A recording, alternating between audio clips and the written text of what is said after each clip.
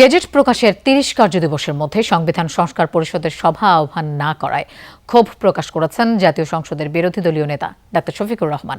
ত্রয়োদশ জাতীয় সংসদের প্রথম অধিবেশনের দ্বিতীয় দিনে প্রশ্নোত্তর পর্ব শেষে তিনি গণভোটের রায় বাস্তবায়নের বিষয়েও সঠিক পরিকল্পনা জানতে চান। বিরোধী দলীয় নেতার প্রশ্নের উপর কয়েকটি পয়েন্ট অব অর্ডারে উত্তর দেন স্বরাষ্ট্রমন্ত্রী সালাউদ্দিন আহমদ। তিনি বলেন, সংবিধানের ধারা বা সংবিধান পরিবর্তন করতে পারে এমন কোনো বিষয় অধ্যাদেশের মাধ্যমে আসতে পারে না। গণভোটের রায় বাস্তবায়ন করতে হলে আগে সংবিধান সংশোধন করতে হবে বলেও জানান তিনি। এদিকে অন্তর্বর্তী সরকারের সময় ১৩৩ অধ্যাদেশ নিয়ে সংসদে প্রস্তাব উত্থাপন করেন আইনমন্ত্রী।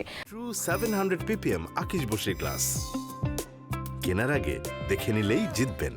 প্রস্তাবটি কণ্ঠভোটে জয়ী হওয়ায় ১৩৩টি অধ্যাদেশ যাচাই বাছাইয়ের জন্য বিশেষ কমিটিতে পাঠানো হয়। ২ এপ্রিলের মধ্যে এর প্রতিবেদন সংসদে দাখিলের নির্দেশ দেন স্পিকার। এরপর জরুরি জনগুরুত্বপূর্ণ বিষয় উপর দেয়া নোটিশ নিয়ে বক্তব্য রাখেন সংসদ সদস্যরা। নির্বাচনের ফল ঘোষিত হওয়ার ৩০ পঞ্জিকা দিবসের মধ্যে যে পদ্ধতিতে জাতীয় সংসদের প্রথম অধিবেশন আহ্বান করা হইবে, অনুরূপ পদ্ধতিতে পরিষদের প্রথম অধিবেশন আহ্বান করা হইবে। সংবিধানের ধারা পরিবর্তন হবে বা সংবিধান পরিবর্তন হবে এরকম কোনো বিষয় অধ্যাদেশের মাধ্যমে আসতে পারে না, সেটা জায়েজ নাই। রাষ্ট্রপতি অধ্যাদেশও সেটা সংবিধান পরিবর্তনের কোনো বিধান করতে পারেন না। দর্শক, ত্রয়োদশ জাতীয় সংসদের অধিবেশন চলছিল, আমরা সরাসরি সেখানে ছিলাম।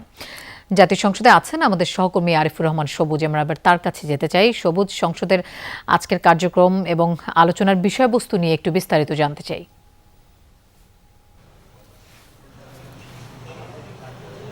মূলত আজকের যে অধিবেশনটি, সেই অধিবেশনটি শুরুই হয়েছে প্রশ্নোত্তর পর্ব দিয়ে এবং মূলত 6টি মন্ত্রণালয়ের মন্ত্রীদের কাছে প্রশ্নোত্তর রাখবেন আজকের যে সংসদ সদস্যরা। এবং এই যে অধিবেশনটি, এই অধিবেশনটিতে মূলত প্রধানমন্ত্রীর কাছে 8টি এবং মন্ত্রীদের কাছে মোট 460টি, মোট 468টি প্রশ্ন পাওয়া গিয়েছে এবং এই প্রশ্নগুলোই মূলত এই আজকের যে অধিবেশন শুরু হয়েছে সেই প্রশ্নোত্তর পর্ব দিয়ে সেটি চলছে। এবং এর পরে জনগুরুত্বপূর্ণ বেশ কিছু নোটিশ রয়েছে, সেই নোটিশগুলো নিষ্পত্তি করা হবে এবং এর মাঝেই পয়েন্ট অফ অর্ডারে দাঁড়িয়ে বিরোধী দলীয় যিনি নেতা তিনি ডক্টর শফিকুর রহমান সংবিধান সংস্কার পরিষদের বিষয়টি উপস্থাপন করেছিলেন এবং সেটির জবাব স্বরাষ্ট্রমন্ত্রী যিনি আছেন তিনি তার যে সাংবিধানিক যে বিধি, সেই বিধি অনুযায়ী তার জবাব দিয়েছেন এবং সেটি বলেছেন যে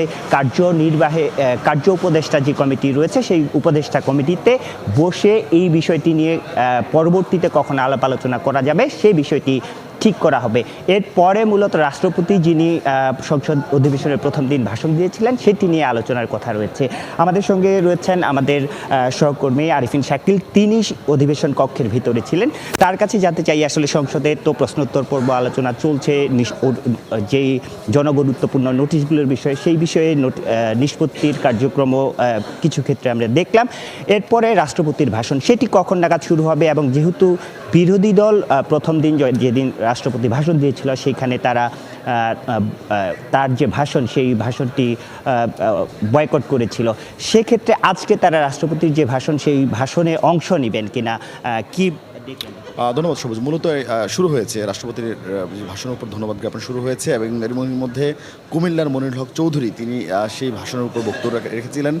যদিও রাষ্ট্রপতির ভাষণের উপর খুব একটা বক্তব্য তিনি রাখেননি, তিনি রেখেছিলেন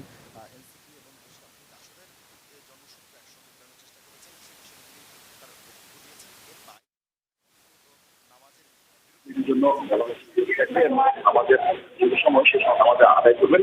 এরপর মূলত রাষ্ট্রপতির ভাষণের উপর ধন্যবাদ জ্ঞাপনের যে বাকি যে কার্যসূচি সেগুলো অনুষ্ঠিত হবে, অর্থাৎ সরকার দলের সদস্যরা যেমন তার বক্তব্য দিবেন তাদেরকে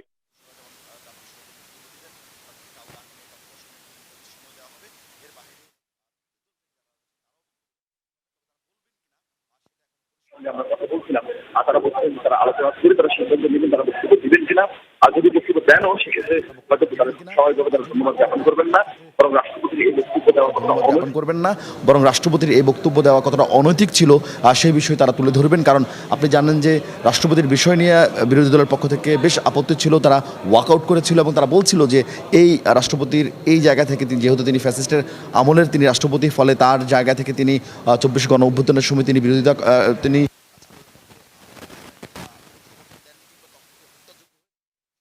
করেননি, কিন্তু কোনো মন্তব্য করেননি। ফলে তার এই বক্তব্য দেওয়া নিয়ে তাদের নৈতিক ভিত্তি নিয়ে তারা প্রশ্ন তুলেছেন, হয়তো খানিক বাদ হিসেবে পরিষ্কার হবে তারা বক্তব্য দেবেন।